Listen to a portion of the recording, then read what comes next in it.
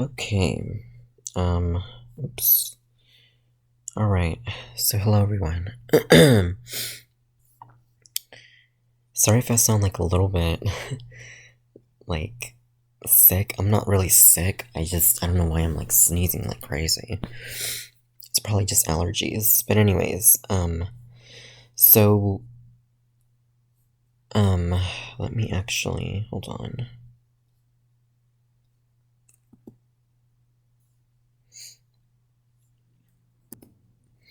Okay, so, this is chapter 2.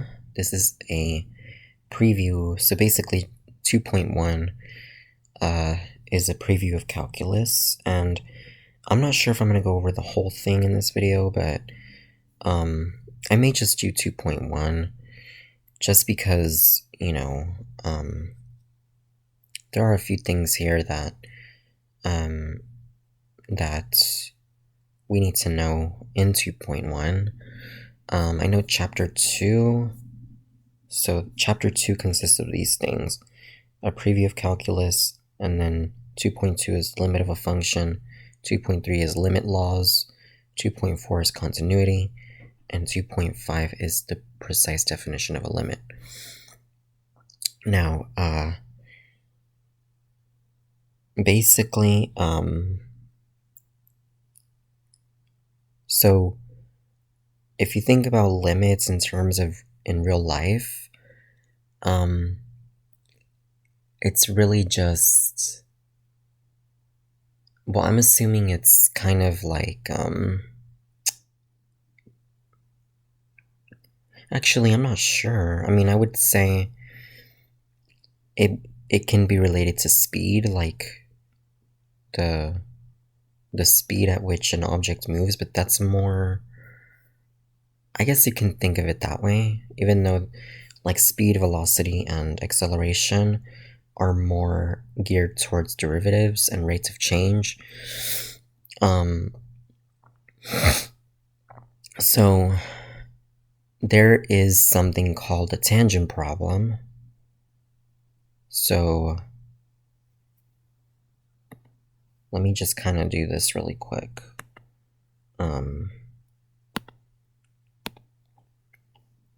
So there's something called the tangent problem, the tangent line problem, and there's basically that is when you have a curve, so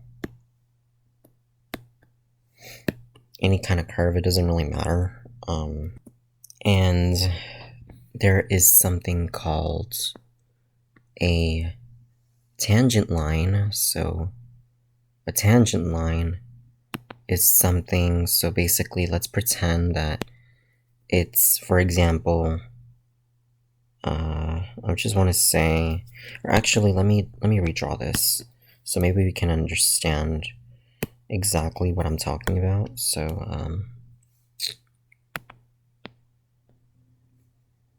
let's pretend that we have this graph here. It looks like a parabola, right? And this is a point here. So this is, let's pretend this point is A. And so this this point here denotes, and this is, for example, let's pretend that this is f of A. Okay? Or actually, not that part, but like this part here. This is f of A. This would be the vertex, okay, obviously. But we want to know, like, what is the slope of I'm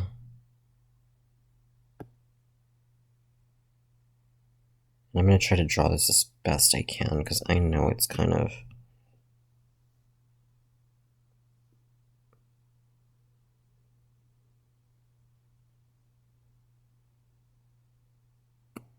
like this.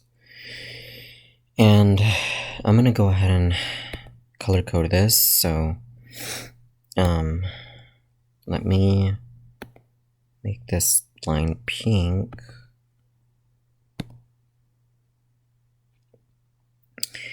And we call this, so let me, hold on. So I know it's not drawn to scale. I mean, I would try to make it a little bit better if I could. So let me see, hold on.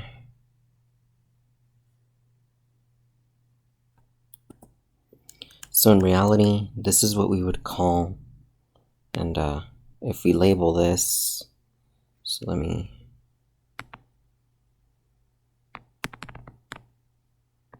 actually try to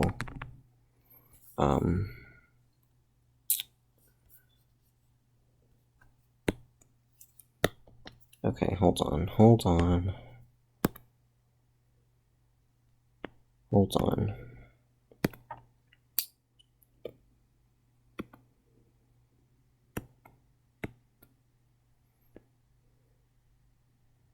Not sure where exactly, because for some reason, hold on, give me a second, guys. I'm just gonna, okay, so let's pretend that this line here, and I know there's like a little,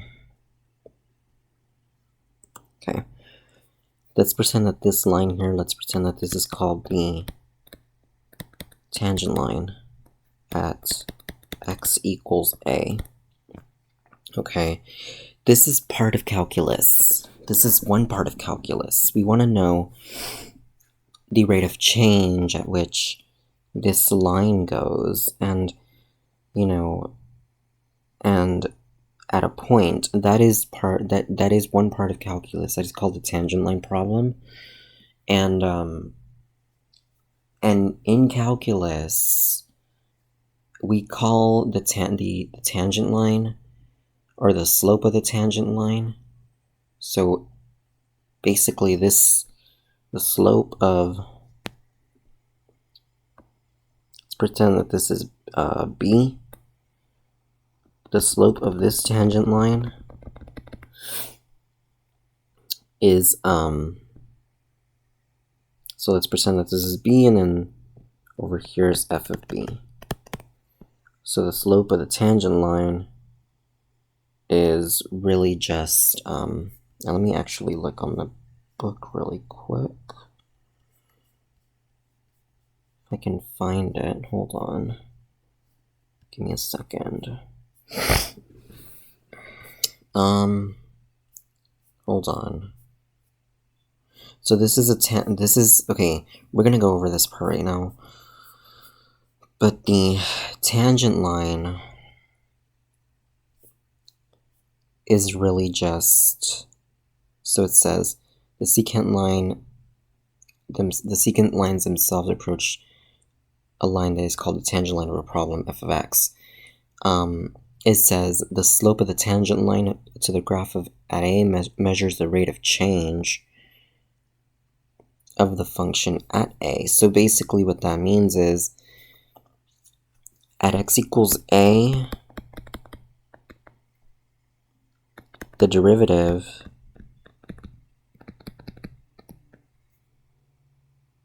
of f of x, meaning that this is f of x, this parabola. And let me actually, I'm going to go ahead and color code this so that you guys can understand it better.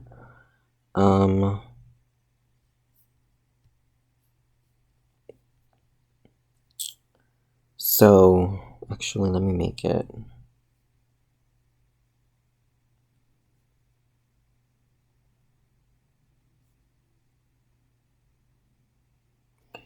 So, this line here, okay, that's not the color I wanted it to be.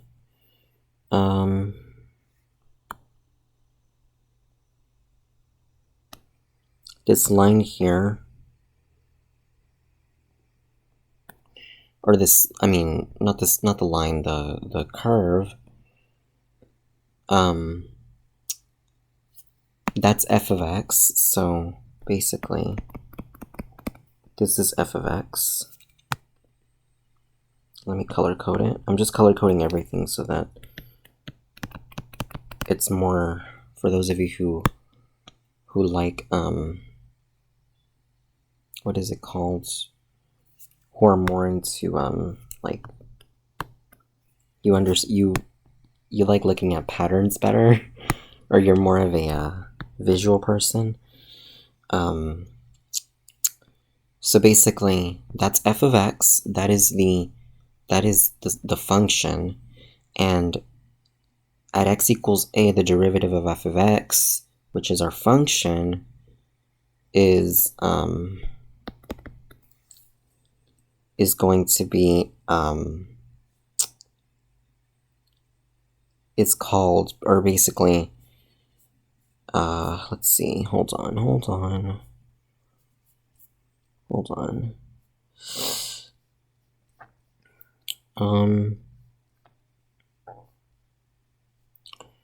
So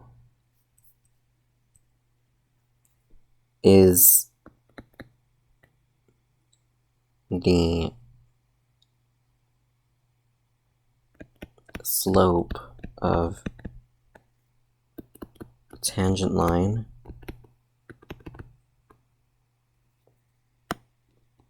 or actually it's not the slope of the tangent line, but it's basically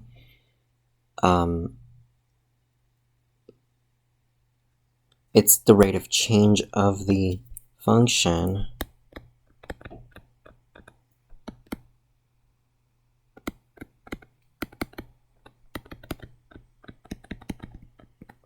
at x equals a. So what do I mean by that?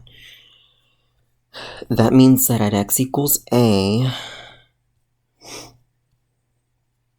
so basically the slope of the tangent line, m sub tan, that is the slope of the tangent line, is equal to, so there's a whole formula for this. Hold on.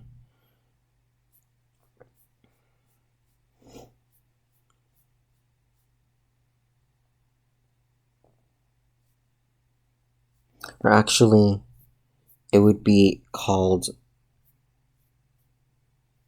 the instantaneous rate of change, because I don't think, I mean, we don't really know what, we're not really going to learn that until, what is it called, until later on, but basically this is the, so basically what I'm trying to say is the slope of the tangent line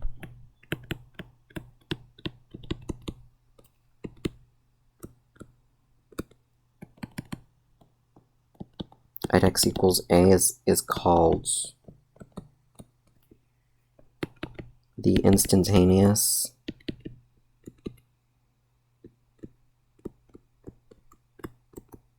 rate of change. I don't know if I spelled instantaneous right, but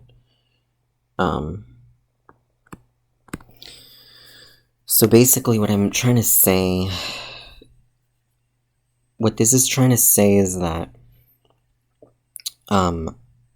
we can find the tangent line using the secant line. A secant line, so basically a secant line, a tangent line is different from a secant line. A secant line, if again we draw a graph, and let's say we have a parabola, and let's say we have a point, I'm just going to do 2 points. So this one, let's call this A, and then over here, this is f of a, and then let's call this B, and over here is f of b. Okay. Now, if I try to connect those two, or let me actually do it this way. So it kind of sucks that I don't have a ruler in this OneNote.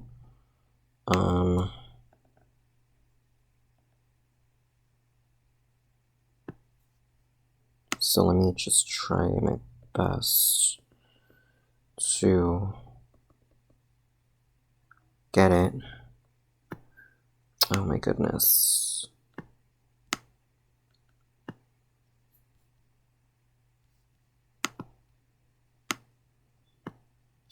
Okay.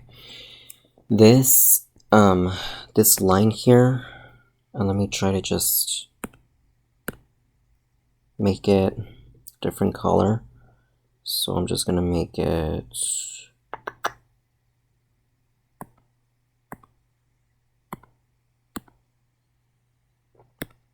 I'll make it like that. So anyways,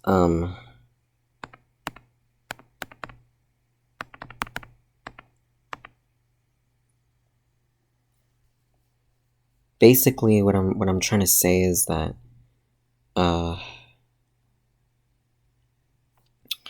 this so let me hold on. So this is what we call the secant line. Okay, this is different from the tangent line. In reality, the secant line is just, so it is really just, it's kind of the same as finding the slope between 2 points, really, except the secant line is more about, it's, okay, so I'm just going to define it this way. It's a line that crosses 2 points, that crosses through 2 points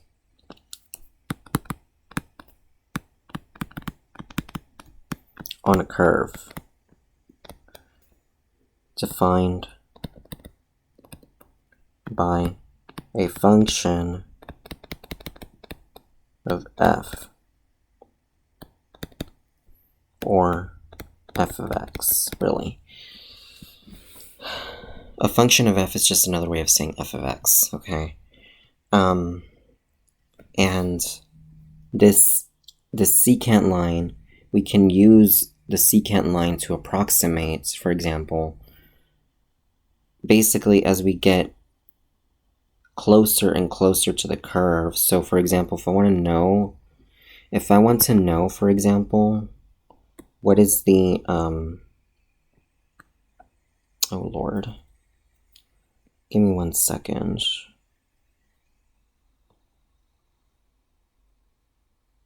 So I'm going to just try to draw this as best as I can.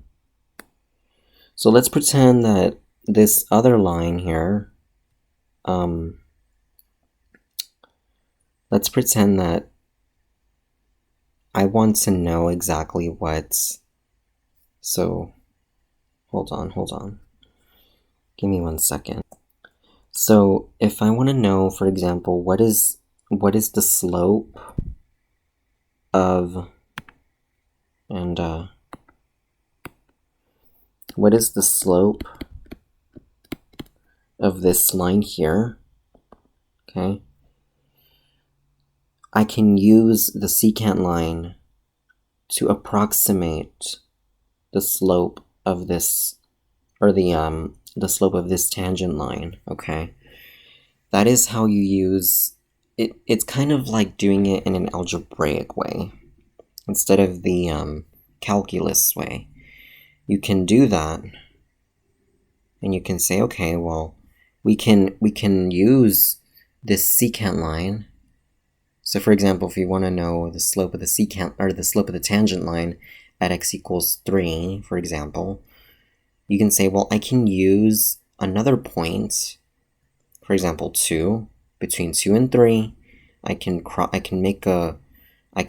find the slope on the curve between those 2 points, and I can approximate the slope of the tangent line using the secant line between those 2 points. This is very new. A secant line, like I said, a secant line is just a line that crosses through any 2 points on a curve. A tangent line is a line that crosses through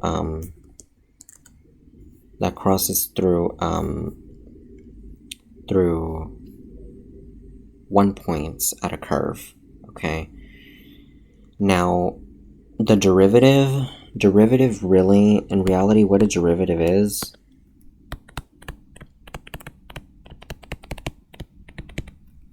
it just means slope. Okay. That's really all that means. Derivative is just slope. Now,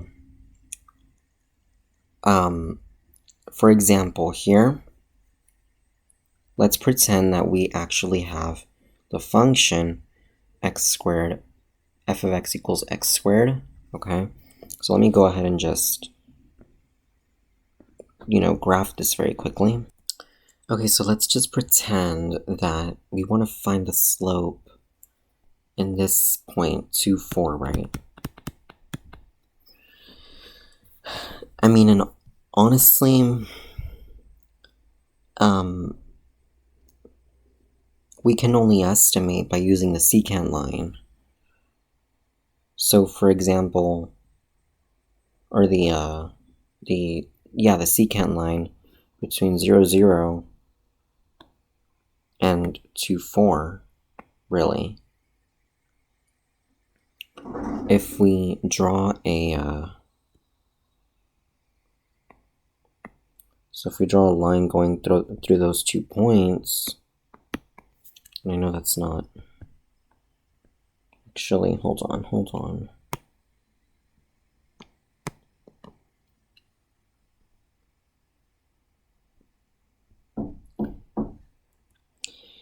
Okay, so I'm gonna just explain it this way.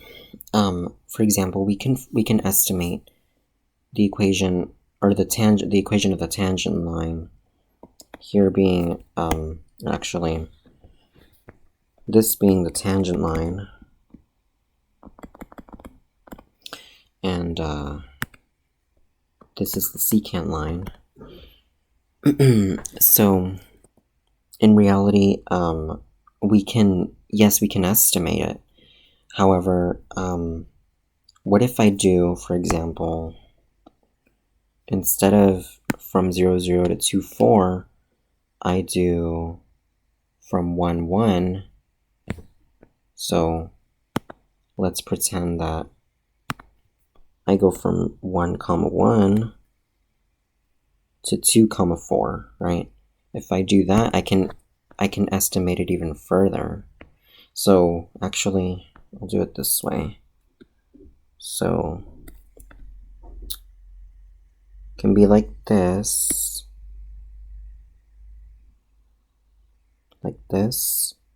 right? And then if I look at, so let me just kind of do this again. If I look at this point here, 1, 1, and then 2, 4, I can estimate it even further, right? I can estimate it further because it's getting closer and closer to 2, 4. So if I do that, I can estimate it even further now, right? Because now it looks like it's getting closer and closer. And now if I use another point, like, let's say 1.5, so if I use, for example, 1.5, 2, I can estimate it even further now. So like this. So that's what this is trying to say, is that we can estimate the equation of the tangent line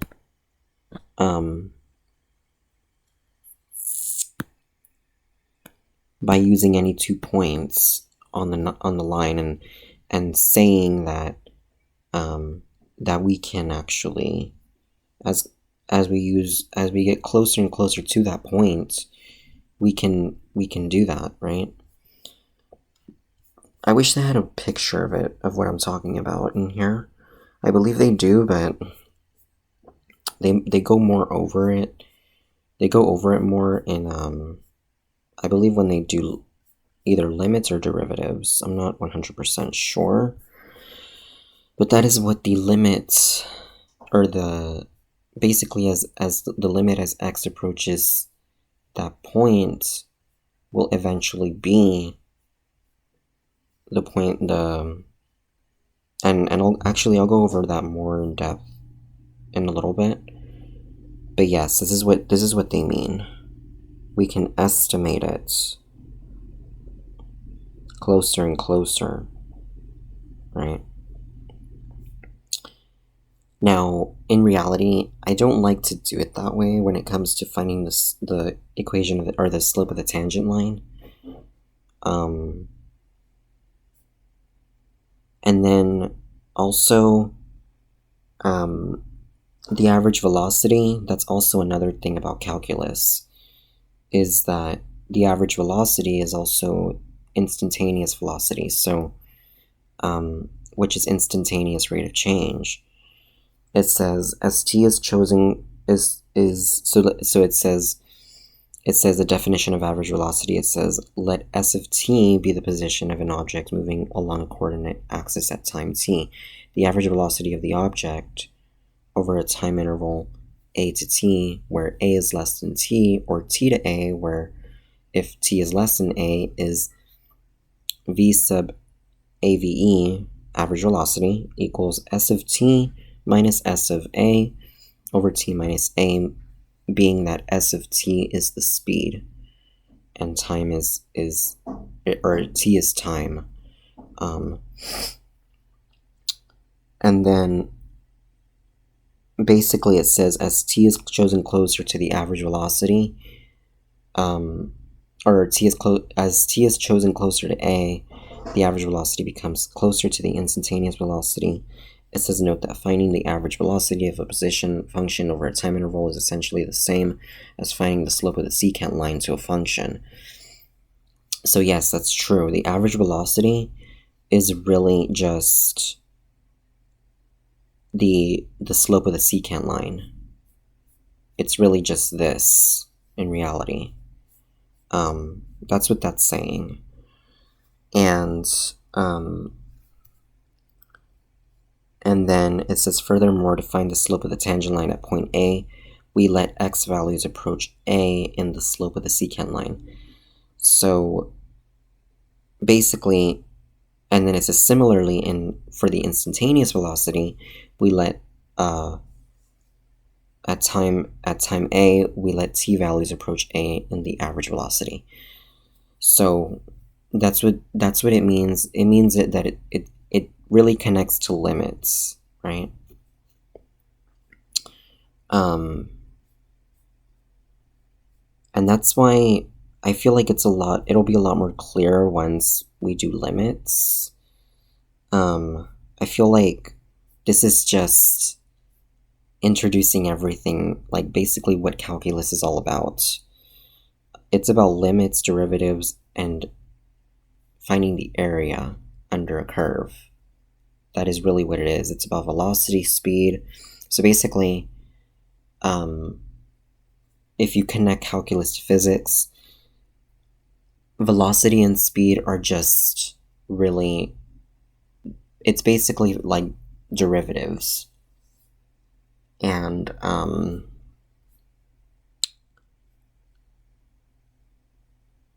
so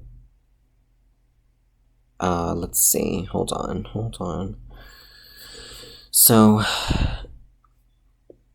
this is just an example of that. It says finding the average velocity. A rock is dropped from a height of 64 feet. It is determined that the height in feet above the ground t seconds later for 0 is less than or equal to t is less than or equal to 2 is given by s of t equals negative 16t squared plus 64. Find the average velocity of the rock over each given time. Use this information to guess the instantaneous velocity of the rock at t equals 0.5 seconds, right? So really, this is just a word problem to find the slope of the secant line, okay? Or the average velocity in this case. and again, the slope of the secant line is just, it can be used to find the estimate of the slope of the tangent line. Or it can be estimated to find the slope of the tangent line, right? Now, this is another part of calculus, the area problem and integral calculus, right?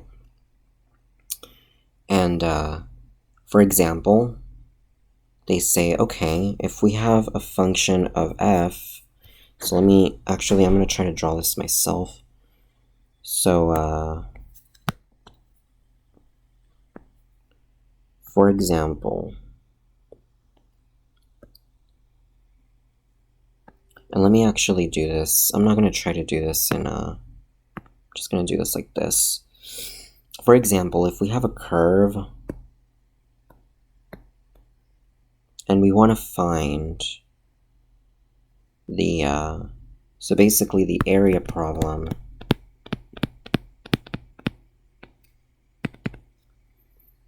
is where we have an interval from A to B, and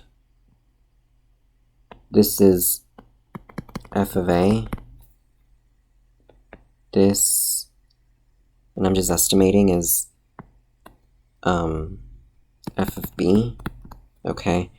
And the area problem just says that between these two intervals, we can find the area under the curve, okay?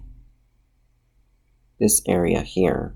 So it's kind of like drawing, or kind of like finding the area of a rectangle. That is, if you try to make it so that, you know, and the way that they do this is by taking the let me see. Basically, it's what this is saying, finding the area under the curve, and they can do that. They can do that using rectangles. Okay, now I will admit that in this, like, through calculus, or through this YouTube series or whatever for calculus, I will admit that in Cal 1, they did not teach me how to do the finding the area under the curve with rectangles. So if you already went through calculus and you're just trying to review, I'm not 100% sure how to actually do this. So basically, the only thing I can say is, so for example, this is an example, right? X squared plus 1, right? It says estimate the area between the x-axis and the graph of x squared plus 1 over the interval 0 to 3 by using 3 rectangles shown in figure 2.10. So you can do that. So if we want to find the area of f of x, this is x squared. Let's pretend that this is 1, this is 2, this is 3, right? And we can do that using what is it called? Or sorry, it's x squared plus 1, my bad. So if this is, so basically,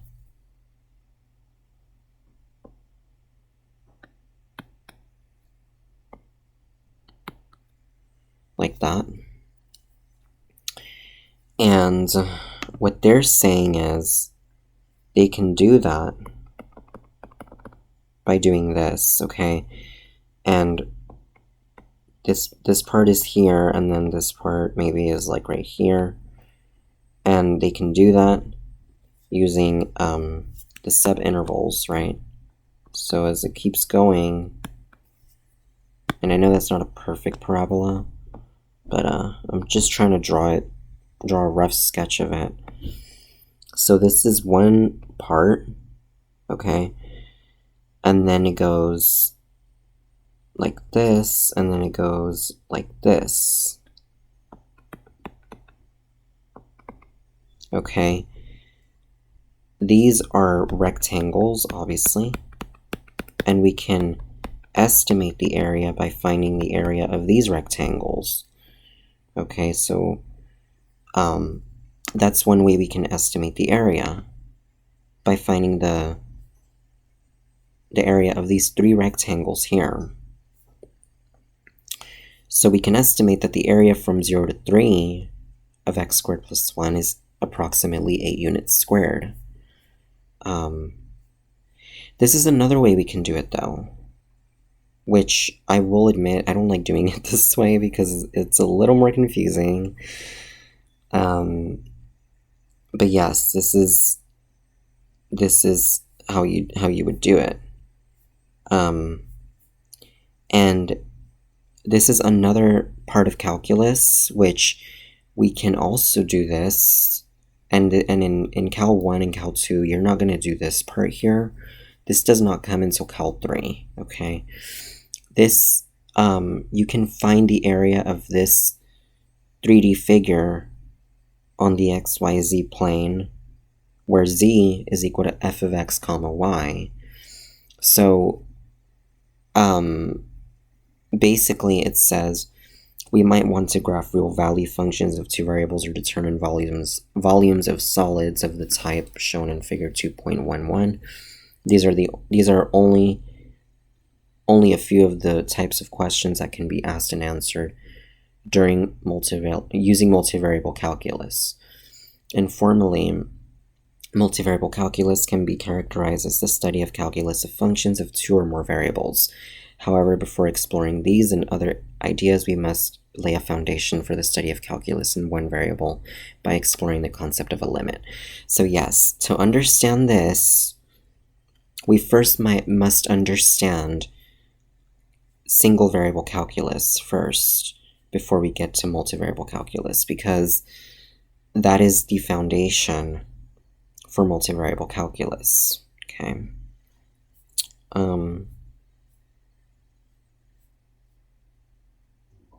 And let's see, give me 1 second.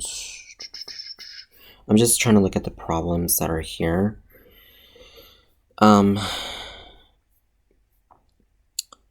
So for example, let's pretend that we don't really have the graph functioned, or not function.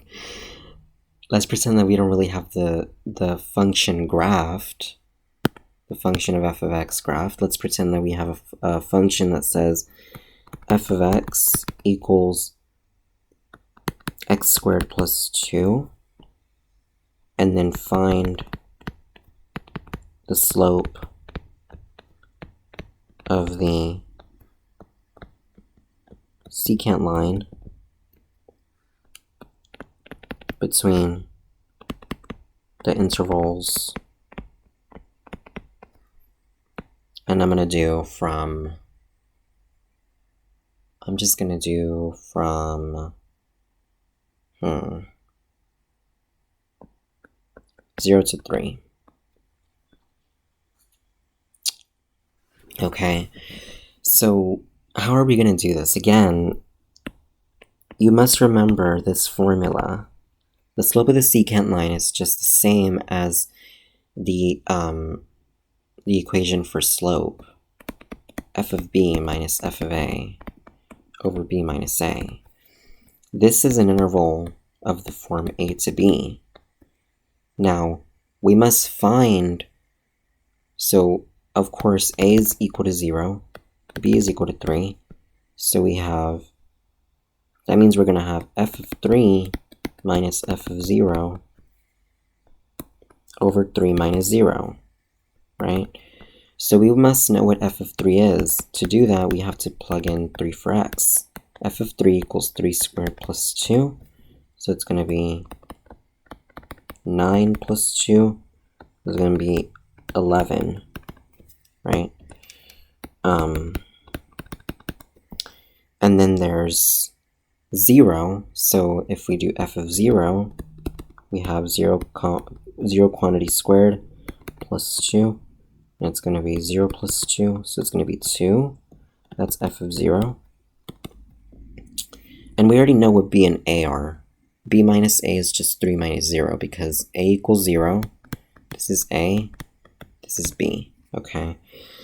So to do this one, it's very simple. You just go ahead and do, so we found f of b. F of b is equal to f of 3. F of 3 equals 11, so we have 11 minus, and then f of 0 is 2 over 3. So this is equal to 9 over 3, which is equal to 3. So the slope of the secant line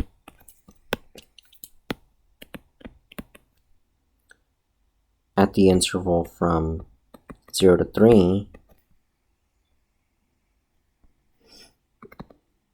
equals 3, or you could just say this, so m sub secant equals 3, and that would be your answer, okay? So this was just a very quick review of what calculus consists of, especially Cal 1 and 2. Cal 3, they only said it very briefly here, where they said about finding the volume of the surface, which that's more in multivariable calculus. That's Cal 3, okay? That is all what calculus consists of. Cal 1, Cal 2, and Cal 3, they all consist of limits, derivatives, and integration, okay?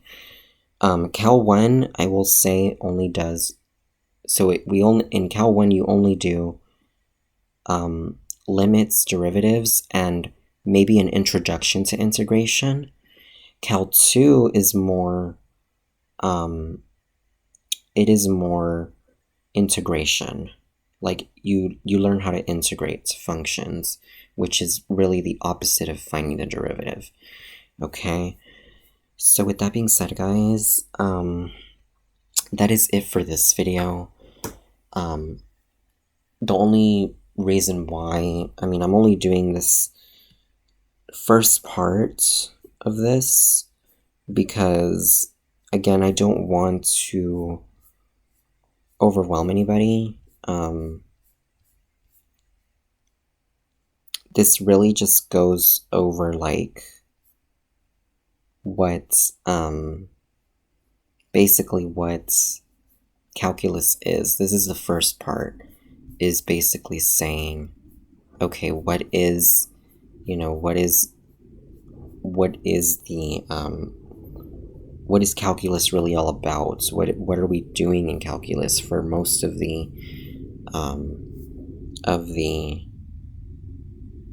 this, you know, for most of the class. So yeah, with that being said, guys, I hope this helps, and if you have any questions about this, please let me know. Please like, comment, and or subscribe to my YouTube channel, and thank you so much for watching, and I will see you guys in the next video. Bye, guys.